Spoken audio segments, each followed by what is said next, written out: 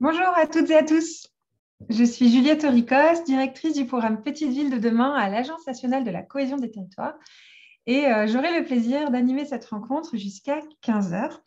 Il s'agit du dernier rendez-vous de la semaine que nous avons consacré à l'engagement et à la participation citoyenne dans les petites villes de demain et que nous avons co-construit, bien évidemment, avec le ministère de la Cohésion des Territoires et le secrétariat d'État à l'engagement et à la jeunesse. Et on aura d'ailleurs le plaisir d'avoir une clôture par Madame Sarah El Haïry, donc secrétaire d'État à l'engagement et à la jeunesse, comme je l'évoquais à l'instant.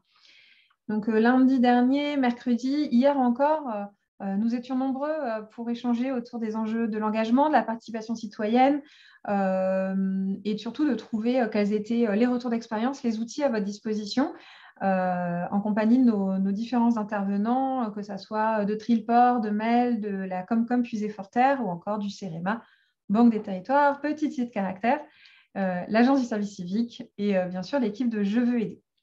Aujourd'hui, nous consacrons une séance aux outils pour mobiliser et construire l'engagement dans mon territoire. Et pour nous en parler, j'ai le plaisir d'accueillir autour de cette table virtuelle 4 intervenants. Béatrice Latouche, maire du Lude dans la Sarthe. Loïc Bouchard, directeur du pôle attractivité et éducation du Lude. Stéphane Pascal, conseiller d'éducation populaire et jeunesse du Lot-et-Garonne. Léon Nguyen Monouri, adjoint du pôle développement et ingénierie au sein de l'Agence du service civique. Merci à tous pour votre présence aujourd'hui à nos côtés. Comme évoqué en ouverture de cette semaine par Jacqueline Gouraud, ministre en charge de la cohésion des territoires, ce club Petite Ville de demain est un lieu, une communauté pour vous inspirer, vous épauler dans la construction et pour mener à bien votre projet de territoire en s'appuyant sur le partage d'expériences tant au niveau national qu'au sein des clubs locaux sous l'égide des préfets. Alors, comme je l'évoquais, nous sommes aujourd'hui ensemble pour 1 heure qui nous mènera à 15 heures et on va, comme à l'accoutumée désormais, parcourir 3 temps principaux. Nous allons démarrer avec un retour d'expérience qui va être vraiment la clé de voûte de notre heure passée ensemble. Nous allons partir dans la Sarthe et plus précisément au Lude avec Madame le maire. Merci beaucoup de votre mobilisation à nos côtés, accompagnée, comme je l'évoquais, de son directeur du pôle attractivité et éducation. Ensuite, on reviendra sur 2 dispositifs opérationnels du parcours d'engagement. Hier après-midi, on a exploré la plateforme Je veux aider qui permet la concrétisation de la réserve civique. Aujourd'hui, on va approfondir 2 angles, les missions d'intérêt général du service national universel et le service civique, et en quoi ces dispositifs peuvent être opportuns à mobiliser dans le cadre de vos projets Petite Ville de demain. Enfin, avant de céder la parole à nos intervenants, quelques mots, comme à l'accoutumée, de technique. Nous vous invitons à poser toutes vos questions aux intervenants, réactions dans l'onglet questions et réponses en bas de votre écran, ce qui vous permet d'interagir entre vous et puis à nous de pouvoir répondre par écrit ou par oral. Et plutôt de réserver l'onglet discussion ou chat à toute difficulté plutôt technique ou aux salutations. Et merci beaucoup à vous tous de nous saluer de partout en France. N'hésitez pas, bien sûr, à nous faire part de vos témoignages. Donc, sans plus tarder, nous allons engager notre premier temps de cette heure avec le témoignage du Lude. Donc, j'ai le plaisir d'accueillir Madame le maire du Lude, Béatrice Latouche. Et j'en profite pour saluer Bruno Régnier, qui est votre chef de projet Petite Ville de demain, sous votre contrôle, au sein de la communauté de communes Sud-Sarthe et qui a largement contribué à préparer cette intervention avec vous. Donc, merci à lui. Madame le maire, je me tourne vers vous et je vais me taire. Le Lude, c'est une commune nouvelle de la Sarthe, plus de 4300 habitants, si mes informations sont correctes. Et dans votre commune, la mobilisation des dispositifs autour de l'engagement se fait de façon très large et très intégrée. Par exemple, le Lude fait partie des collectivités agréées pour recevoir des services civiques. Vous prévoyez l'accueil d'un jeune en service national universel. Est-ce que vous pourriez nous présenter votre territoire, nous expliquer en quoi et pourquoi vous avez mobilisé ces dispositifs et puis voilà, comment vous vous y prenez, qu'est-ce que ça vous apporte et vos conseils en la matière? Bonjour à tous, merci beaucoup. Donc oui, la ville du Lude, vous l'avez dit, 4300 habitants, petite ville rurale du Sud-Sarthe. Nous sommes à 60 km d'Angers, 60 km de Tours et 60 km du Mans. Donc nous sommes assez centrales, mais nous sommes aussi une petite ville loin de tout finalement. 60 km, ça fait un petit bout. Nous avons eu la chance d'être Petite Ville de demain. Nous sommes aussi homologables Petite Cité de caractère et nous avons au sein de la commune, pour ceux qui ne le connaissent pas, un très beau château très ancien qui date du Moyen-Âge et qui est un des derniers châteaux habités aujourd'hui. Donc nous, dans le cadre des Petites Villes de demain, nous travaillons sur de nombreux projets de réaménagement, dont un gros projet, puisque nous avons eu le malheur d'avoir une perte d'une grosse entreprise sur la ville, qui était une coopérative en fait laitière, au pied du château. Donc aujourd'hui, c'est une friche industrielle. Donc ça, c'est un des gros projets que nous travaillons dans le cadre de Petites Villes de demain, mais aussi globalement sur la revitalisation du territoire. Et notre approche, c'est que la ville est constituée d'habitants qui y habitent et qui ont envie aussi de participer à l'évolution de la ville. Donc, il nous paraissait très important de pouvoir donner la parole à nos habitants et en particulier à ceux qui souhaitent participer avec nous à l'évolution de notre commune. Donc, en effet, comme vous l'avez dit, nous avons aujourd'hui 4 agréments pour les services civiques, que ce soit pour travailler sur le social, pour aider aussi les personnes âgées, que ce soit aussi un poste sur l'attractivité. Ce poste nous a d'ailleurs permis d'apporter dans le cadre d'une opération Mon commerce à l'essai plus de 7 nouveaux commerces dans la commune. Nous avons aussi un autre service civique qui est plutôt axé vers le lien entre le tourisme et l'habitant, puisque nous sommes une commune qui regroupe plus de 40 000 touristes à l'année. Donc, vous voyez bien la difficulté d'avoir une ville qui reçoit beaucoup de touristes. Quel lien on peut faire avec les habitants? Donc ça nous paraissait important. Et puis, le SNU, alors nous allons recevoir, oui, un SNU sur la commune, mais sachez aussi que nous recevons les regroupements aussi de SNU sur une structure municipale grâce évidemment à l'État. Et nous avions aussi eu des colonies apprenantes l'année dernière. Voilà, donc on travaille sur différents secteurs. On a utilisé aussi des applications mobiles puisque la crise Covid ne nous permet pas de faire autant d'ateliers participatifs que nous le souhaiterions. Donc, on a une application aujourd'hui qui s'appelle Vooter qui nous permet de questionner la population sur différents thèmes d'aménagement et de revitalisation. Voilà. Et puis, je vais laisser Loïc Bouchard, mon directeur attractivité, vous parler de ces 3 thèmes importants. Je veux aider, la réserve civique, évidemment, le SNU, et puis nos jeunes qui sont en service civique dans notre commune. Voilà. Bonjour à tous. Donc oui, voilà, la commune du Lude, du coup, c'est vrai, coche là tous les éléments en termes de citoyenneté, notamment sur les 3 dispositifs là, dont nous avons parlé aujourd'hui. Pour vous donner un petit ordre d'idée, en fait, la commune du Lude, c'est en effet à peu près 4000 habitants, mais c'est plus de 1000 adhérents déjà au travers d'une vingtaine d'associations, donc avec un tissu associatif qui est vraiment développé. On a du coup communiqué en fait sur le dispositif Je veux aider.gouv à notre population à l'échelon local. Donc on est dans les prémices là pour l'instant du développement. On a une association en effet sur le développement et puis sur l'alerte en fait sur les changements climatiques là, qui demandent de l'aide entre guillemets, hein, qui recherchent des bénévoles. On se dit que c'est le début en fait de cet engagement là sur la commune. Il devrait y en avoir bien d'autres. Donc voilà, on a communiqué en tout cas très, très dernièrement sur ce projet-là. Le lobby des consciences là, sur l'antenne de la Sarthe, leur souhait en effet c'est de retrouver des bénévoles. Donc ils ont fait leur demande depuis le mois de décembre. Ils attendent jusqu'au 30 avril pour recueillir voilà, des personnes pour se mobiliser. Et puis pour mobiliser en effet les élus du territoire sur ce phénomène. Donc voilà, c'est un des exemples en effet d'actes citoyens qui pourrait voir le jour. Voilà. Sur le dispositif suivant, donc le service civique, comme l'a dit Madame le maire, on avait déjà des agréments en fait sur la commune, notamment sur le développement de l'attractivité et du tourisme.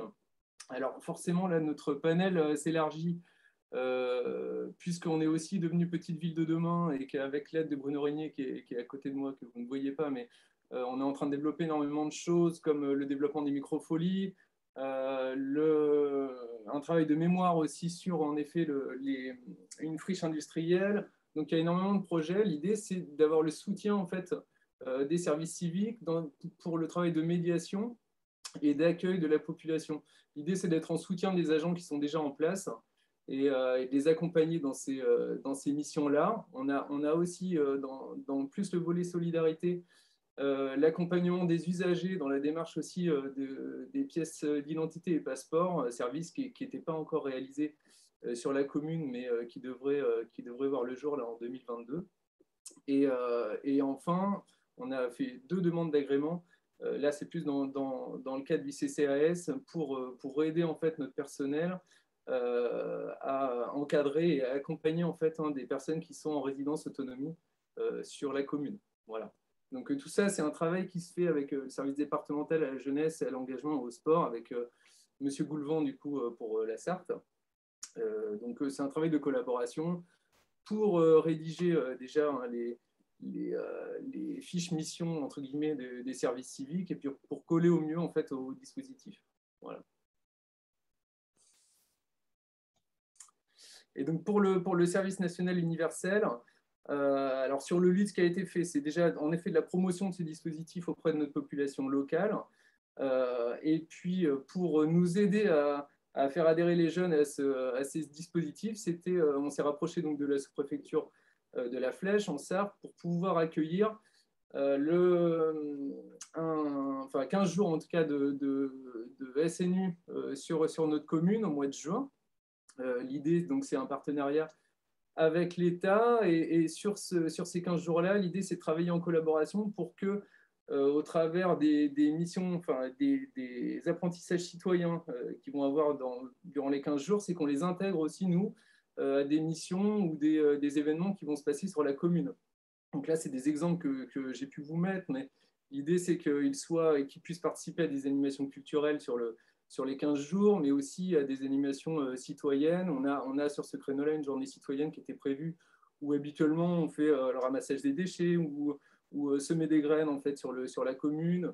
Donc voilà, l'idée c'est qu'ils puissent y participer et aussi participer à l'installation des bureaux de vote, parce qu'on sera sur une période d'élection législative, et l'idée c'est de participer, c'est un acte citoyen de participer au montage des bureaux de vote sur cette période-là. Voilà, c'est des exemples. Là, c'est le tout début aussi pour nous, parce que ce sera la première fois qu'on va accueillir en fait un séjour SNU sur notre commune. C'est voilà, que le début, on le souhaite. Et donc ça, ce travail se fait aussi voilà, avec le service départemental à la jeunesse, à l'engagement, au sport de la Sarthe. Donc on est en train de le construire petit à petit. Voilà. Alors, en lien évidemment aussi quand même avec notre conseil municipal jeune, puisque nous avons un conseil municipal jeune avec une mère, une petite mère, grande mère et petite mère. Nous sommes 2 femmes en fait à diriger. Et donc, on a des commissions, dont une citoyenneté aussi, qui va pouvoir faire du lien avec le SNU sur notre territoire. Merci beaucoup. La notion de parcours d'engagement prend ses racines très jeunes, du coup, Lude, de ce que je comprends. Tout à fait. Merci. N'hésitez pas pour les plus de 110 participants à poser vos questions. Il y a une première question sur l'outil utilisé. On a répondu par écrit. Je me permets, moi, j'avais une question, parce que c'est vrai que c'est très impressionnant. Vous mobilisez vraiment un éventail de dispositifs de manière bien articulée. On se doute que vous n'avez pas tout mobilisé en une fois. Est-ce que, pas forcément pour faire une rétrospective trop longue, mais voilà, par quoi vous avez commencé? Est-ce qu'il y a eu des étapes? Est-ce qu'à un moment donné, il y a eu des difficultés particulières que vous avez rencontrées justement dans la mobilisation de ces dispositifs au fil du temps? Alors, le premier dispositif que nous avons commencé, c'est le service civique. Et le premier agrément, c'était sur le poste d'attractivité. Et c'est vrai qu'une des difficultés, c'est de trouver des jeunes disposés à utiliser le service civique, et en particulier des jeunes du territoire. Ça, ce n'est pas forcément simple. Et puis, on était au tout début du service civique, donc la communication n'était pas pleine et entière sur le national. Néanmoins, nous avons réussi à trouver des jeunes qui se sont impliqués, plusieurs jeunes d'ailleurs. Donc aujourd'hui, on arrive à 4 services civiques. On espère vraiment avoir des jeunes du territoire, alors pas seulement de la commune, mais du territoire dans sa globalité. Après, la difficulté, c'est qu'un jeune qui n'a pas le permis, ben évidemment, il doit être du territoire ou de la commune. On propose aussi des logements pour nos services civiques gratuits s'il y a besoin. On a un appartement en colocation pour les jeunes qui sont pour les stagiaires, les apprentis, mais aussi pour les services civiques. Donc, ça permet quand même d'avoir une mobilité renforcée, puisqu'ils peuvent loger sur la ville du Lude. Et puis ensuite, on a développé en effet la plateforme, mais ça, c'est un acte vraiment citoyen. Le conseil municipal jeune était présent depuis des années.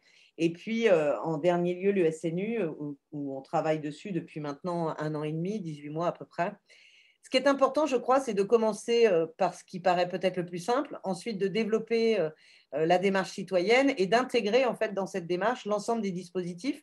Mais là, on parle de 3 dispositifs. Comme je vous disais tout à l'heure, on utilise aussi une application pour questionner les habitants, mais on a aussi des manifestations sur la sécurité routière, sur des journées de citoyenneté. On travaille avec nos partenaires, qu'ils soient communauté de communes, Pays Vallée du Loir, qui travaillent aussi sur les économies d'énergie et qui peut travailler aussi auprès des scolaires. Donc, on a cette chance d'avoir un collège et une école primaire qui sont E3D, donc développement durable, donc qui vont aussi nous aider dans notre démarche citoyenne. Donc, c'est l'ensemble, en fait, ce qui est important, c'est de fédérer l'ensemble des acteurs, de les écouter et de réussir à les faire travailler ensemble pour avoir un projet qui tient la route et qui porte ses fruits, bien évidemment. Merci beaucoup. Effectivement, je retiens le commencer par le plus simple et le plus fédérateur. C'est ce qu'on retrouve de manière générale sur toutes les logiques de projets de territoire liés à l'engagement ou pas. Et puis, effectivement, on y reviendra aussi, mais cet enjeu d'attractivité pour les jeunes qui est un vrai sujet qui nous ressort assez régulièrement en disant, voilà, moi j'ai des missions, mais pas forcément de candidats. Le fait d'offrir des logements et la capacité de simplifier la logistique des candidats potentiels, je note précieusement pour notre fiche réflexe qui sera à disposition dans les prochains jours. Je vois une question arriver. Sur quelle durée accueillez-vous les jeunes en service civique? Alors, c'est sur une durée d'1 an. Voilà. Après, alors de mémoire, est-ce que c'est renouvelable? Je ne sais plus. Si, c'est renouvelable. Mais vous voulez un exemple? La deuxième service civique que nous avons recruté est actuellement fonctionnaire stagiaire de la mairie du Lude. Donc, vous voyez. Ouais. Donc, ça veut dire qu'un service civique, à partir du moment où son travail il est vraiment motivé, intéressant, eh bien, ça a débouché sur un poste à temps plein sur la commune. Voilà. Bravo à elle. Tout à fait. Et on est très, très content de l'avoir dans nos effectifs. Donc oui, c'est 1 an pour 2 missions et puis c'est renouvelable. Parfois, c'est aussi un petit peu plus court. Ça peut être 8 mois parce qu'il y a les périodes aussi de vacances, etc. Mais globalement, c'est 1 an renouvelable. Et puis, on demande les agréments. On est agréé pour 3 ans. Voilà. Et puis, on reçoit un jeune en service civique tous les ans. Et au bout de 3 ans, on fait des bilans. Alors, je rappelle quand même que les jeunes en service civique ont aussi des formations. Et puis, vous parliez tout à l'heure de l'accueil. Alors oui, on offre des logements, mais en plus, on a une station de véhicules électriques qui peut être louée à moindre coût et nous, du coup, en tant que mairie, on met à disposition gratuitement ces véhicules électriques aussi aux jeunes pour leurs déplacements qui sont floqués le Lude. Donc, c'est bien, ça permet de faire de la communication en même temps. Voilà. Merci beaucoup. Merci. Et j'avais une question. Alors, pardon, je vais d'abord prendre la question des participants parce que moi, j'en ai beaucoup, mais je privilégie quand même les participants. Avec quel organisme avez-vous travaillé pour les services civiques, entre parenthèses, S Unicité? Est-ce que vous avez travaillé avec un organisme d'ailleurs? Non, Unicité, je les connais bien. Ils sont plutôt sur le milieu urbain que sur le milieu rural. Donc non, on n'a pas fonctionné avec des organismes. On a fonctionné directement avec la plateforme. On a créé notre profil de poste, on l'a mis sur la plateforme et on a recruté en direct sur la ville. Très bien. Par contre, nous avons aussi un organisme indépendant qui s'appelle le CHAM, qui est une association de restauration de monuments historiques, qui recrute aussi 6 services civiques et qui travaille sur la jumenterie qui a été choisie par Stéphane Bern dans le cadre du loto du patrimoine sur la ville du Lude. Et là, on a 6 jeunes pour des formations en maçonnerie et en restauration de monuments historiques tous les ans, 6 jeunes pour une période à peu près de 8 mois. Formidable. Et j'avais une autre question aussi, peut-être plus prospective. On a évoqué pendant cette semaine, mercredi, me semble-t-il, les maisons de projet qui peuvent, en tout cas que certaines collectivités font le choix ou ont déjà en idée pour installer un peu un espace d'échange autour du projet Petite Ville de demain ou d'autres projets de territoire d'ailleurs. Et on s'était interrogé, est-ce qu'un service civique, des missions de service civique peuvent être opportunes? Est-ce que ça, c'est des choses que vous avez déjà en réflexion au niveau du LUD ou... Alors nous, on a trouvé le lieu, on crée une maison de projet en 2022. En effet, l'idée, c'est aussi en lien avec le Covid, c'est-à-dire qu'aujourd'hui, on a beau communiquer, comment on fait pour donner les bonnes informations à nos citoyens. Aujourd'hui, il faut aller vers, il ne faut pas attendre que les gens viennent nous voir pour nous demander. C'est plus compliqué aujourd'hui malgré tout l'ensemble des réseaux qu'on peut avoir d'informations. Donc, la maison de projet va être ouverte en 2022. On y retrouvera l'ensemble des projets de la commune avec des dessins, des photos. Et puis, en effet, on aura… Alors, nous, ce n'est pas un service civique qui sera dans cette maison de projet, c'est un VTA, c'est encore une autre organisation que nous avons mis en place avec le Pays Vallée du Loir. Nous avons un volontaire territorial d'administration qui a été recruté à mi-temps sur le pays pour travailler sur les énergies renouvelables et à mi-temps chez nous pour travailler aussi sur les petites villes de demain en lien avec Bruno. Et donc, il sera dans cette maison de projet pour conseiller, pour montrer aux habitants et répondre à toutes les questions. Formidable. On a hâte de la voir. Du coup, on aura sûrement l'occasion d'en reparler à l'occasion, si vous en êtes d'accord. Merci beaucoup, Madame le maire, et à vos collaborateurs. Je ne sais pas si vous pouvez rester avec nous un peu plus. Si jamais il y avait des questions qui arrivaient, on vous les reroutera ensuite ou n'hésitez pas, on se permettra de vous les transmettre. Je vais me tourner vers Stéphane Pascal qui va revenir sur le service national universel que Madame le maire a introduit ainsi que Loïc Bouchard, bien sûr.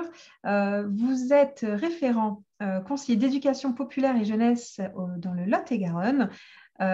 Pourriez-vous d'une part nous en dire un peu plus sur votre rôle et bien sûr nous présenter le dispositif SNU? Et bonjour à tous, merci. Donc Stéphane Pascal, conseiller d'éducation populaire et jeunesse en Lot-et-Garonne, et je suis en charge de déployer les missions d'intérêt général. Les missions d'intérêt général qui sont la phase 2 du service national universel. Le service national universel, si on peut passer à la diapo suivante, le service national universel s'adresse aux jeunes âgés entre 15 et 17 ans et doit leur permettre de vivre un temps fort au cours de cette période. Un temps fort qui poursuit 4 enjeux: faire vivre les valeurs de la République, renforcer la cohésion nationale, leur permettre de s'engager et les accompagner dans leur insertion sociale et professionnelle. Ces 4 enjeux-là vont structurer les 3 grandes étapes du service national universel. Sur la diapo suivante, les 3 grandes étapes avec le séjour de cohésion, les missions d'intérêt général que j'approfondirai et que je développe dans le département, et un engagement volontaire en 3e étape. Cet engagement volontaire-là va se construire après sur des dispositifs, des parcours autour de la réserve civique, du service civique tel que vous l'avez abordé, ou d'autres dispositifs d'engagement. Là, les jeunes âgés entre 15 et 17 ans vont s'inscrire volontairement cette année. En 2022, on a l'objectif d'atteindre 50 000 jeunes qui pourront vivre cette expérience du service national universel. Et ces 50 000 jeunes vont s'inscrire volontairement vu leur SNU. Et la première étape pour eux sera de partir en séjour de cohésion dans un autre département. Donc, ils vont quitter leur repère, ils vont aller dans un autre département avec d'autres jeunes sur un internat de 12 jours avec des jeunes qui ne connaissent pas. Donc, un séjour, 12 jours en internat avec 200, 250 jeunes qui ne connaissent pas. Et là, une équipe de direction et des tuteurs, des animateurs vont mettre en place un projet pédagogique pour faire vivre justement ces 4 enjeux. On va leur faire vivre, plutôt que des grands discours, c'est vraiment l'expérimentation, c'est le vécu, au travers d'activités sportives, d'activités culturelles, ludiques, des rencontres avec des élus, des rencontres avec des acteurs associatifs, des visites. Voilà. L'idée, c'est de faire vivre ces enjeux de cohésion nationale et de valeurs de la République. Et après le séjour de cohésion de 12 jours, ils rentrent dans leur département, ils rentrent chez eux et dans leur territoire, ils doivent faire une mission d'intérêt général. Concrètement, une mission d'intérêt général, c'est 84 heures au service, parce que ce sera 84 heures que le jeune passera à aider, à appuyer, à venir s'engager auprès d'une collectivité. Donc, là encore, sur cette mission-là, le jeune choisit. Il s'inscrit sur une plateforme et quand il a fini son séjour de cohésion, il a accès à l'ensemble des missions d'intérêt général près de chez lui. Et c'est lui qui vient postuler et faire la démarche en fonction de ses motivations et ses envies. Il doit venir s'engager sur des actions concrètes. Donc, c'est des actions concrètes où il verra l'utilité, il verra le sens de ce qu'il fait. Et ça, c'est super important. Donc, c'est des missions de 84 heures qui font l'objet d'un contrat entre le jeune, la structure, les représentants et les services de l'État. Ce contrat qui cadre la mission qui a été définie par la commune ou le PCI. Donc, c'est bien la commune et le PCI qui définissent la mission qui est proposée et qui définissent la période à laquelle le jeune ou les jeunes vont pouvoir s'engager et venir aider. Donc, un contrat qui définit l'objet de la mission, la période de la mission et les responsabilités réciproques. et qui vient nommer un tuteur qui est garant de la bonne marche de la mission et du bon accueil du volontaire dans le service ou dans les différents services de la collectivité. Cette mission-là, elle va se faire en dehors du temps scolaire. Ça va venir de manière complémentaire, ça va venir pendant les vacances, le mercredi, les week-ends. Voilà. C'est quand le jeune est libre. Donc, c'est un engagement bénévole et citoyen du volontaire à venir participer à un projet d'intérêt général. Concrètement, une mission d'intérêt général, on a déployé dans le département. Cette année, en 2021, on a eu 75 jeunes qui ont pu faire leur SNU. On attend 250 en 2022. Et en 2021, on a pu travailler avec une dizaine de collectivités qui ont souhaité accueillir des volontaires en SNU chez eux, sur les missions d'intérêt général, donc 84 heures. Je vais te préciser, 84 heures, soit perlées sur plusieurs semaines en fonction du projet que vous définissez, soit rassemblées en 12 jours consécutifs. Et donc, on a travaillé sur des missions avec des petites communes rurales qui ont souhaité accueillir des volontaires pour leur faire découvrir la panoplie d'actions d'une commune, rencontrer des élus aussi, et qui puissent venir aider les actions que portait la commune. Ce que précisait exactement la commune du Lude, c'est-à-dire qu'on a des missions qui peuvent se dérouler sur plusieurs actions, avec une aide au bureau de vote, des actions autour du développement durable, des actions aussi sur d'autres sujets, et le jeune vient porter une aide, et pour lui, vient découvrir aussi le rôle important d'une commune sur son territoire et le rôle des élus. On a des actions qui sont développées aussi dans les accueils de loisirs, les missions d'intérêt général, où là, le jeune vient aider les animateurs, vient découvrir, et ça lui apporte énormément aussi, parce qu'il vient participer et découvrir la relation de l'adulte à l'enfant aussi. L'adulte, la posture de l'adulte dans une relation éducative, et la démarche de projet. Et cette démarche de projet qu'on retrouve aussi dans des missions qui ont lieu dans des centres sociaux, par exemple. On a une mission sur un centre social qui s'est terminée, et le jeune a participé à une action phare, il a participé à des sorties avec les familles, et il s'est intégré à la vie de l'équipe. Et d'autres informations, d'autres missions encore que je souhaitais mettre en avant, celle avec des points d'information jeunesse, ça aurait pu se dérouler aussi dans les services jeunesse, où là, le groupe de jeunes vient apporter un regard nouveau et de jeunes sur les actions qui sont conduites par le service. Et dans ces missions-là, le jeune a une mission aussi toute particulière de participer à la création d'un événement et d'apporter sa touche. Donc, cette idée de mettre en place des actions pour les jeunes et les faire par les jeunes. On a encore d'autres missions qui sont en cours, qui sont en réflexion, avec une collectivité qui veut redynamiser un espace de sa commune en direction des jeunes, et elle va proposer une mission pour un groupe de jeunes pour que les jeunes créent une manifestation sur cet espace-là, pour qu'elle puisse faire venir d'autres jeunes et vivre des activités lors de ces manifestations. Donc, c'est super intéressant parce que c'est les jeunes qui pensent le projet, accompagnés bien évidemment par les adultes, et les jeunes qui ont en charge aussi de communiquer de pair à pair avec les autres jeunes. Après un an d'expérience, on a établi quelques conditions de réussite pour qu'une mission d'intérêt général se passe bien. Il faut qu'elle s'inscrive dans le quotidien de la structure, qu'elle soit des actions qui soient concrètes, des missions qui soient concrètes, des missions qui soient aussi précises et qui s'intègrent dans une dynamique d'équipe. Et l'essentiel pour que la mission se passe bien, c'est qu'aussi l'accueil soit bienveillant pour ces jeunes, des jeunes qui ont envie de donner de leur temps et qui ont envie d'être utiles. Donc concrètement, pour une collectivité, accueillir des jeunes en MIG, c'est leur donner la possibilité de découvrir des services, de s'engager bénévolement et de leur offrir une première expérience presque d'engagement pour certains bénévoles, leur donner le goût du bénévolat, l'envie de reproduire et de continuer dans les associations ou dans des collectivités. Et c'est la possibilité aussi d'accueillir, et des fois on manque au niveau d'une collectivité, des jeunes dans les services pour qu'ils apportent un regard nouveau et qu'ils appuient les dynamiques pour faire une communication, des actions de pair à pair et des actions pour les jeunes et par les jeunes. On a fait des évaluations là, on a fini l'évaluation avec les jeunes de notre département, cette cohorte 2021. On a été agréablement surpris d'avoir des questionnaires où beaucoup de jeunes ont noté « merci pour cette expérience ». Et là, c'était quand même très fort parce qu'ils ont été accueillis, on leur a fait confiance, on leur a permis de prendre des initiatives. Et dans cette expérience-là, ils ont énormément appris sur eux-mêmes. Et là, pour beaucoup, ça a été une très belle réussite. En conclusion, la sous-direction SNU a élaboré un référentiel des missions qui permet de donner des idées de missions qui peuvent être développées et vient expliquer, vient renseigner sur les outils à disposition pour vous aider à élaborer une mission d'intérêt général et renvoie aussi vers les services départementaux à la jeunesse, à l'engagement et au sport pour venir vous accompagner dans vos démarches et vos réflexions pour accueillir des jeunes chez vous. Merci beaucoup pour cette présentation. Donc, alors, je regarde juste, pardon, ce qui arrive. Donc, le référentiel, le lien est dans la conversation. Donc, concrètement, je suis chef de projet. Je suis convaincue, surtout sur cette idée. On a beaucoup discuté pendant la semaine de la difficulté aussi de mobiliser le public des plus jeunes dans la concertation et l'élaboration d'un projet de territoire ou sur des enjeux. Enfin, ça fait partie des sujets dont on a pas mal débattu mercredi.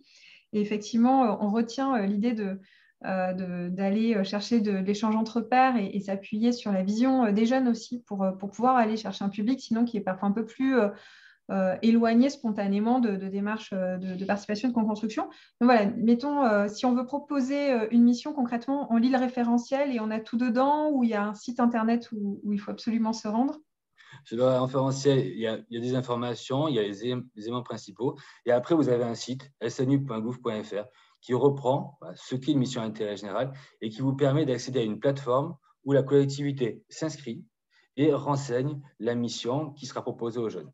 Le service départemental à la jeunesse, engagement et au sport prend connaissance de la mission et peut instruire la demande.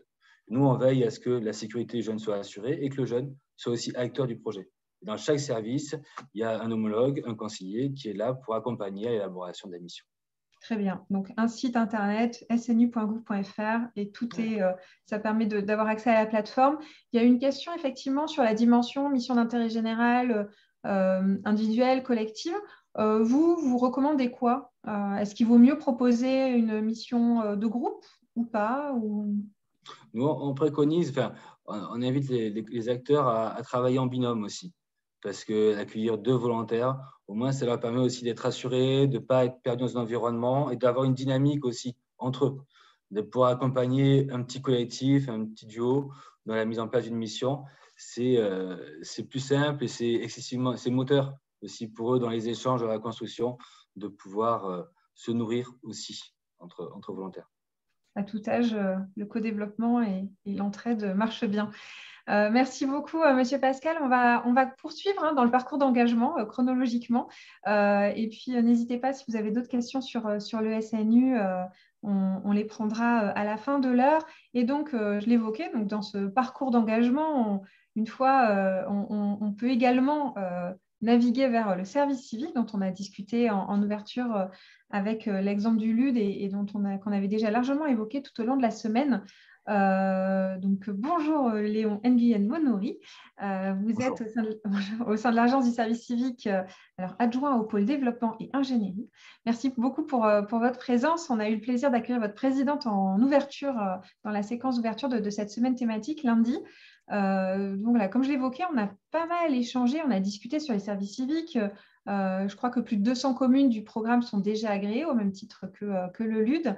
Voilà, est-ce que vous pouvez revenir concrètement ce qu'un service civique peut représenter pour une commune ou un EPCI Petite Ville de demain? Et puis voilà, si vous avez des conseils, nous sommes preneurs.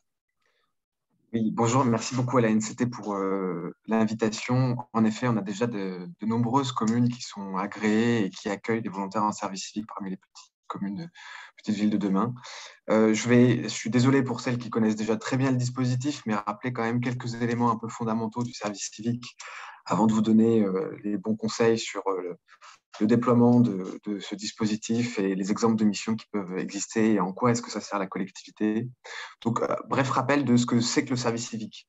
C'est un engagement. Alors, c'est d'abord pas un dispositif d'insertion et pas un dispositif de formation. On va définir ensuite ce que c'est, mais l'objectif du service civique, c'est avant tout de permettre aux jeunes de s'engager sur une mission d'intérêt général et une mission qui se distingue et doit se distinguer des activités qui sont menées par les salariés et les agents de la structure. Donc, qui est complémentaire et pour le dire de façon autre, qui ne se substitue pas aux emplois et aux activités déjà confiées à vos agents. Donc, c'est un engagement volontaire des jeunes, ouvert à tous les jeunes de 16 à 25 ans, jusqu'à 30 ans s'ils sont reconnus en situation de handicap. Et je voyais donc qu'il y avait une question sur la répartition du coût que représentent ces volontaires. Donc, les volontaires reçoivent une indemnité qui est de 580 € par mois pour tous les volontaires et dont plus de 80% du coût est pris en charge par l'État. Donc, la majorité de cette indemnité est versée par l'État directement aux jeunes et la collectivité, elle, verse un complément qu'on appelle la prestation de subsistance et qui est de 107,58 € par mois pour chaque jeune. Les volontaires peuvent également, dans certains cas, recevoir un complément. S'ils sont bénéficiaires du RSA ou boursiers de l'enseignement supérieur et reçoivent une indemnité supplémentaire. Le service civique est également accessible à tous les jeunes, quel que soit leur niveau d'expérience ou de diplôme. Et c'est vraiment un élément qui est dans l'ADN du service civique. Les missions que vous proposez doivent être ouvertes à tous les jeunes, y compris des jeunes qui ont encore peu d'expérience ou peu de qualifications. Un des avantages également de ce dispositif, c'est, on en a parlé, Madame la maire du LUD l'évoquait, c'est la durée des missions. Donc, ils peuvent être de 6 jusqu'à 12 mois. Avec une précision, c'est que dans l'ensemble de votre agrément, par année civile, les missions que vous proposez doivent être en moyenne de 8 mois. Je ne veux pas rentrer dans les détails, mais ça veut dire que vous pouvez proposer des missions de 10 mois, des missions de 6, tant qu'on arrive sur une année civile à une moyenne de 8. Mais ce qui permet d'avoir de la souplesse et en effet d'avoir des volontaires qui restent sur une durée assez conséquente sur les actions et les missions que vous proposez. Et ils sont présents dans votre institution de 24 à 35 heures par semaine. Donc, ils ont là aussi un temps d'engagement qui est long et qui est conséquent aussi en termes de volume hebdomadaire. Et le service civique, donc c'est évidemment un statut qui est reconnu et valorisé. Il y a tout un coût qui est invisible pour les organismes d'accueil, qui est le coût de la protection sociale des volontaires, puisque les jeunes ont un régime de sécurité sociale complet et cotisent notamment des trimestres à la retraite. On peut passer à la slide suivante pour donc répondre à la question qui m'était posée sur l'avantage que ça constitue pour vos collectivités que d'accueillir des jeunes. Alors, le premier élément, c'est que c'est une manière aussi de renforcer votre politique jeunesse et la politique jeunesse de votre collectivité. Donc, accueillir des volontaires, c'est aussi un volet de la politique jeunesse de la collectivité.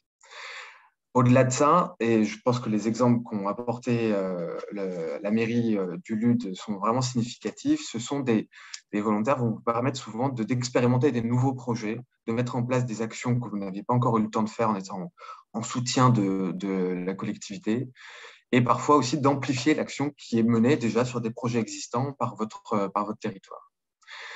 Un des avantages de ce point de vue des volontaires en service civique, c'est que, et c'est un des critères de définition d'une mission, c'est que l'essentiel du temps de mission des volontaires doit se réaliser sur le terrain et au contact des publics bénéficiaires.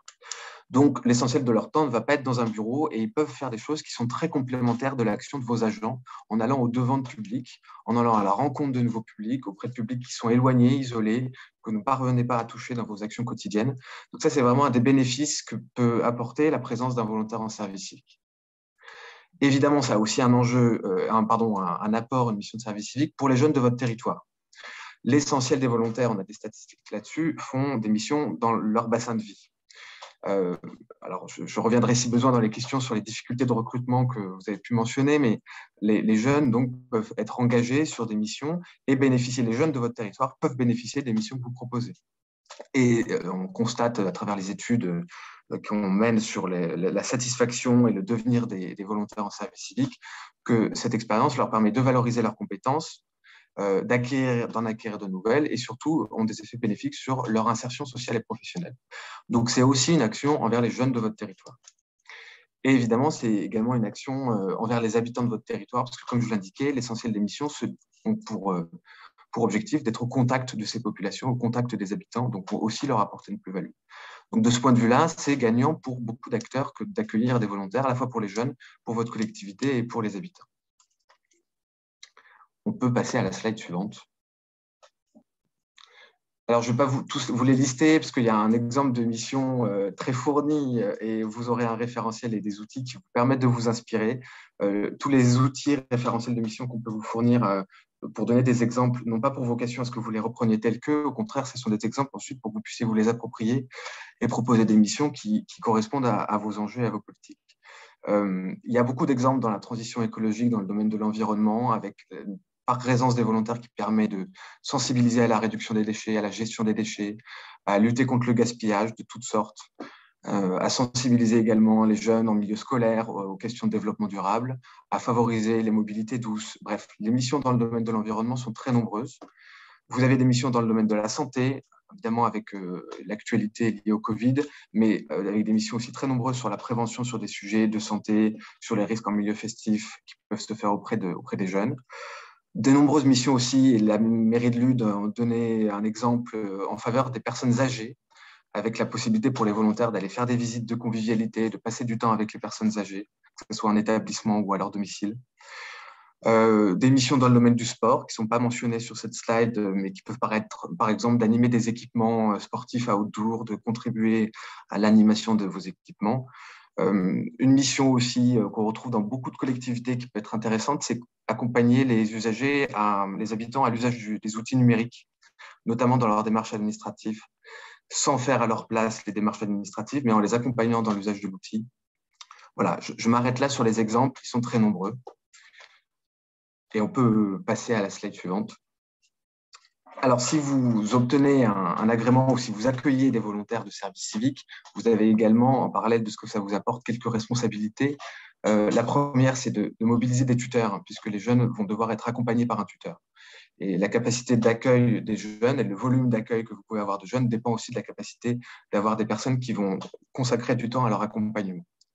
Donc ça, c'est la première. Évidemment, donc, le versement de la prestation de 107,58, veiller à ce que la mission qui a été définie soit bien la mission mise en œuvre et s'assurer donc de la réalisation des formations obligatoires qui ont déjà été mentionnées et qui sont une formation obligatoire pour le tuteur et une formation également pour les jeunes volontaires qui bénéficient, en plus de la réalisation pratique d'une mission, d'une formation civique et citoyenne de 2 jours et d'une formation au premier secours d'une journée, sachant que toutes ces formations sont prises en charge et assurées financièrement, sont prises en charge financièrement par l'État et assurées par l'État. On peut aller à la slide suivante. Très concrètement, comment est-ce que vous pouvez accueillir des volontaires? Et les deux hypothèses ont déjà été formulées dans les questions. Vous pouvez soit avoir un agrément propre pour votre collectivité, soit bénéficier de l'intermédiation d'un organisme. Une cité a été mentionnée, il en existe d'autres. Donc, si vous demandez un agrément, l'agrément, en effet, vous le demandez sur le site du service civique et ensuite, vous avez à votre disposition des référents territoriaux du service civique dans les services déconcentrés, dont on a d'ailleurs parmi les intervenants aujourd'hui quelques exemples. Donc, vous avez des référents territoriaux par département et par région dans les DRAGES et dans les SDJES qui vont vous accompagner pour élaborer vos missions. Donc, ça, c'est la première possibilité, avoir un agrément sur 3 ans. Si vous obtenez votre agrément, vous faites en effet ensuite des demandes régulières tous les ans pour avoir de nouveaux contrats. Les contrats vous sont attribués par année civile. La deuxième possibilité, qui a des avantages également, est de bénéficier de l'intermédiation d'un organisme qui a lui-même un agrément et peut vous en faire profiter. On a une liste de ces organismes, donc il y a Unicité, mais il y en a beaucoup d'autres, la Ligue de l'enseignement. Il y a même des organismes d'intermédiation spécialisés également pour accompagner des organismes plutôt dans le secteur rural, dans les territoires ruraux. Donc, vous pouvez bénéficier d'une intermédiation, ce qui a pour avantage pour vous de ne pas avoir à gérer une partie administrative de l'accueil, donc de ne pas avoir à faire de demande d'agrément, de ne pas avoir à gérer l'établissement des contrats et de bénéficier de l'accompagnement de la structure d'intermédiation, tant pour la mise en œuvre du service civique que l'accompagnement des jeunes, l'accompagnement des tuteurs.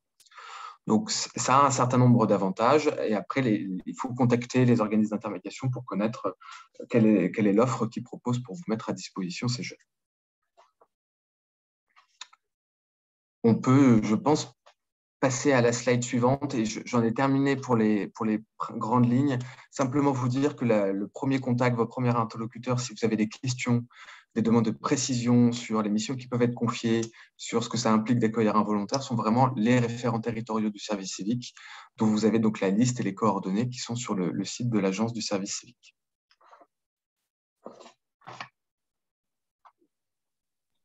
Merci beaucoup pour cette présentation très complète et avec plein de ressources que vous avez retrouvées au fil de l'eau dans le fil discussion. Et bien évidemment, l'ensemble des supports de présentation très fouillés de nos intervenants seront à disposition dès la semaine prochaine pour que vous puissiez les retrouver et aller chercher tout cela. Je vous signale également dans les ressources qui vous ont été mises à disposition un très beau témoignage qui est sur le site de l'Agence du service civique du territoire Val-de-Drôme en Bio-Vallée avec des missions de service civique sur le thème du développement durable. Donc, c'est assez inspirant, comme on dit, avec un reportage vidéo. Merci beaucoup. Je regarde s'il reste encore des questions. Je ne crois pas. Du coup, il me reste à regarder parmi les participants. Chers intervenants, si vous souhaitez revenir sur un point ou repréciser, vous êtes les bienvenus. Je ne vous vois pas à l'écran, je m'en excuse. Mais n'hésitez pas, si vous souhaitiez redire un mot, peut-être un point important de vigilance avant que je me dirige lentement mais sûrement vers la conclusion. Monsieur Nguyen Monori a l'air bien. Oui. Non, je n'ai pas forcément d'éléments supplémentaires à rajouter. Simplement, il y avait des questions sur les difficultés de recrutement que vous pouvez rencontrer. L'Agence du service civique a bien conscience qu'il n'est pas toujours simple de trouver des jeunes sur les missions que vous proposez. La première chose qui a été faite de notre côté, c'est évidemment de mener une campagne de communication importante auprès des jeunes, campagne qui va être renouvelée en 2022. Et puis, l'agence a également mis en place un appel à manifestation d'intérêt Amis Ruralité, dont il y a eu 2 vagues et plus d'une vingtaine de lauréats, et qui avait pour objectif d'accompagner et de financer des porteurs de projets qui sont des collectivités pour développer à la fois le service civique dans leur collectivité et au sein de collectivités de leur territoire. Par ailleurs, là, des bonnes pratiques ont été mises en évidence et en réalité, c'est vraiment ces bonnes pratiques qui permettent de favoriser l'accueil de jeunes du bassin de vie. C'est la possibilité de mettre à disposition des logements, la possibilité de faire profiter aussi d'offres de mobilité qui peuvent déjà exister, par exemple pour les scolaires, pour les volontaires. Tout ça permet évidemment de favoriser le fait que des jeunes puissent venir s'engager sur les missions que vous proposez. Merci beaucoup. Monsieur Pascal, je vois que vous avez activé votre caméra. Souhaitez-vous? Non? D'accord, très bien. Merci à Karine Simoès de son témoignage du service civique au VTA. C'est une belle bascule, effectivement. Du coup, je vérifie qu'il n'y ait pas de frustration. Tout va bien. Donc, merci beaucoup pour tous ces témoignages et en particulier le retour d'expérience et de prospective du LUD dans la Sarthe qui a ouvert cette rencontre. On voit bien des conseils municipaux des jeunes, les missions d'intérêt général dans le cadre des SNU service civique. Et puis ensuite, recensement des offres et mise en relation offres et demandes finalement autour du bénévolat grâce à la plateforme Je veux aider ou bien sûr les volontaires territoriaux en administration. On a les parcours d'engagement qui recoupent et qui basculent parfois sur les parcours professionnels et on est très heureux de voir ces retours d'expérience-là. Et donc à la fois sur les trajectoires et l'engagement en tant que tel comme valeur, et puis aussi l'intérêt clairement pour les collectivités, pour vous dans le cadre du projet Petite Ville de demain, de pouvoir mobiliser ces forces vives des territoires, à la fois pour la construction de vos projets de territoire, puis même pour leur mise en œuvre. Voilà, on espère en tout cas que cette semaine vous aura apporté des idées, des inspirations et puis des outils pour les déployer. Il me reste à remercier encore une fois très très sincèrement et chaleureusement les intervenants d'aujourd'hui et puis de toute la semaine, vous toutes et tous les participants. Merci comme toujours à toute mon équipe de la direction de programme Petite Ville de demain et en particulier à Héloïse Thibault au sein de mon équipe qui anime Demain de Maître, ce club des Petites Villes de demain et toute l'organisation de ces webinaires. On vous invite comme toujours à consulter notre page internet petitevillededemain.anct.gouv.fr où vous retrouvez les ressources, les actualités et je laisse sans plus tarder le mot de la fin à Sarah El Haïry, secrétaire d'État à la jeunesse et à l'engagement, qui malheureusement n'a pas pu être avec nous, mais qui nous a laissé une vidéo pour vous tous. Merci beaucoup. Bonjour à tous. Je ne peux malheureusement pas être des vôtres aujourd'hui et je le regrette très sincèrement.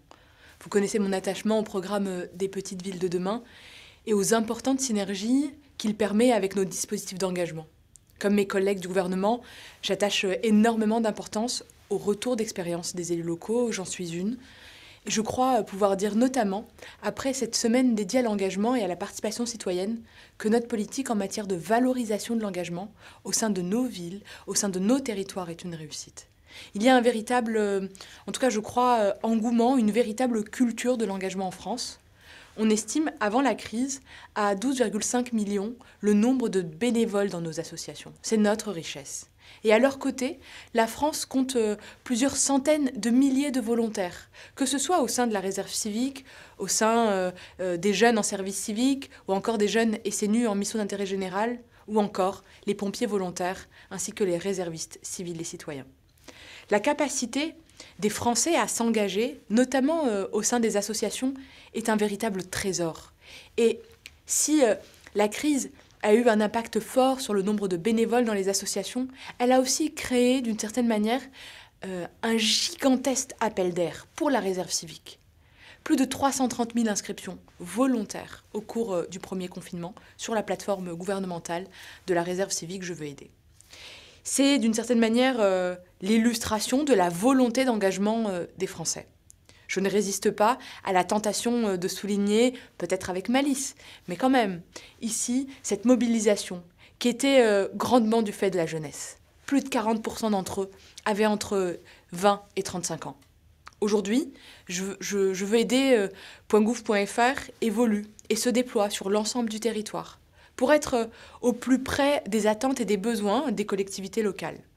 Du 24 janvier 2022, il y a 1330 collectivités qui étaient inscrites sur la plateforme, et tout ça en moins d'1 an. De nombreuses collectivités proposent aujourd'hui des missions, à l'image de Clermont-Ferrand, Bayonne ou encore Toulouse, tandis que d'autres communiquent autour des activités, autour des dispositifs, auprès du réseau et des réseaux associatifs locaux. Je pense à Clichy-la-Garenne ou encore à Cergy-Pontoise. Grâce à Je veux aider, la réserve civique aujourd'hui touche une cible extrêmement large, avec des villes très très hétérogènes, que ce soit à Marseille, Toulouse, Le Havre, mais aussi Aurillac, Lagarde ou Ouistreham. Nous voulons permettre à chaque collectivité territoriale qui le souhaite de répondre à n'importe quelle urgence grâce à la réserve civique. Et nous sommes proches du but grâce à vous. Je pense par exemple aux élections départementales et régionales du 20 et 27 juin dernier, où la plateforme Je veux aider, grâce au relais de l'Association des maires de France, a permis à plus de 380 maires d'identifier 1292 assesseurs bénévoles à l'heure, où l'engagement démocratique tend parfois malheureusement à s'estomper. Durant cette crise sanitaire, la plateforme elle a également fait ses preuves dans les collectivités locales. C'était par exemple le cas dans le département du Gers, où il y a eu un bus itinérant, qui a permis d'étendre les dépistages Covid aux communes les plus isolées. En plus des urgences, la plateforme est utilisée dans plein d'autres domaines. Je pense au sport ou encore au soutien scolaire. Elle a par exemple permis aussi de trouver des bénévoles en soutien à l'accueil de grands événements sportifs. Et pour le coup, je pense à, par exemple, la ville d'Autun, qui était une étape du Tour de France. Je suis donc particulièrement fière de vous annoncer aujourd'hui que Je veux aider va continuer à se déployer auprès des communes de moins de 3500 habitants, en synergie avec l'Association des maires ruraux de France et avec le soutien du dispositif Campagnol. Cette campagne de promotion passera notamment par le déploiement de campagnes de communication digitale et physique, bien sûr, pour sensibiliser les mairies, les citoyens aux dispositifs d'engagement présents sur la plateforme. Alors avant de clôturer à la fois cette semaine de l'engagement et cette vidéo aussi, je tenais à vous rappeler la force de 2 dispositifs d'engagement absolument cruciaux pour notre avenir. Je pense évidemment au service civique et au service national universel. Ces 2 projets, ces 2 dispositifs sont au cœur de la construction du parcours d'engagement que nous souhaitons mettre en œuvre pour notre jeunesse, pour notre pays. Le service national universel sera demain rendu obligatoire. Et une fois généralisé à toute une classe d'âge, ce sera presque plus de 700 000 jeunes qui s'engageront chaque année au sein d'un séjour de cohésion, d'une mission d'intérêt général et avec une période d'engagement plus longue au sein du dispositif à l'image de la réserve civique. Dans le cadre de cette généralisation, le service national universel sera un appui puissant pour le développement territorial, dans les secteurs ruraux en particulier, et au sein de la politique des petites villes de demain. Et puis, il y a le service civique. Alors, aujourd'hui, il s'insère au cœur même des intérêts convergents des jeunes, des citoyens, des collectivités et des habitants de nos territoires, qui bénéficient de ces missions de service civique. Accompagné par le service civique, l'État, demain, facilitera en tout cas les demandes d'agrément. Les collectivités peuvent proposer des missions de service civique accessibles aux jeunes de leur territoire, aux jeunes des territoires ruraux, ainsi que des missions dans les territoires ruraux, quelle que soit l'origine du volontaire. Je crois que c'est aussi une belle manière de faire découvrir nos territoires, leur beauté, leur richesse et leurs talents. Je suis également particulièrement fière de voir que l'augmentation de l'offre des missions dans les territoires ruraux fait partie des priorités de l'agence en 2022. Et pour finir, je voudrais adresser un message aux maires présents aujourd'hui. Le service civique, comme le service national universel, permet de renforcer la politique locale jeunesse de vos villes, de vos villages. Ils permettent d'expérimenter des projets d'innovation sociale, ils permettent d'amplifier des actions menées par votre collectivité et d'aller à la rencontre, parfois d'un public ou en tout cas de personnes qui sont plus éloignées ou plus isolées. Pour les jeunes de vos territoires, ce sont des dispositifs qui favorisent l'engagement citoyen au sein évidemment de son bassin de vie et c'est finalement là où on a le plus de fierté à s'engager, le développement et la valorisation de leurs compétences aussi et d'une certaine manière l'enrichissement de leurs perspectives d'insertion sociale et professionnelle. Dans l'ensemble, et pour tous les habitants de vos territoires, ils leur permettent aussi de bénéficier d'actions de cohésion, de solidarité.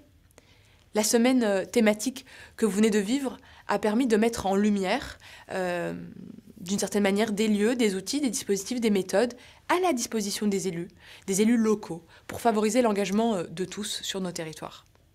C'est une première étape, en tout cas c'est une première étape indispensable pour construire ensemble et dans la même direction. Je sais que demain, nous continuerons à travailler ensemble pour développer cette formidable culture de l'engagement, partout, partout, partout, et pour tout le monde. Et je sais qu'ensemble, nous construirons les petites villes de demain à votre image, cette image d'engager, cette volonté finalement de servir. Alors, un énorme merci. Merci pour vos échanges et surtout, merci pour votre engagement. Merci pour votre engagement pour notre jeunesse.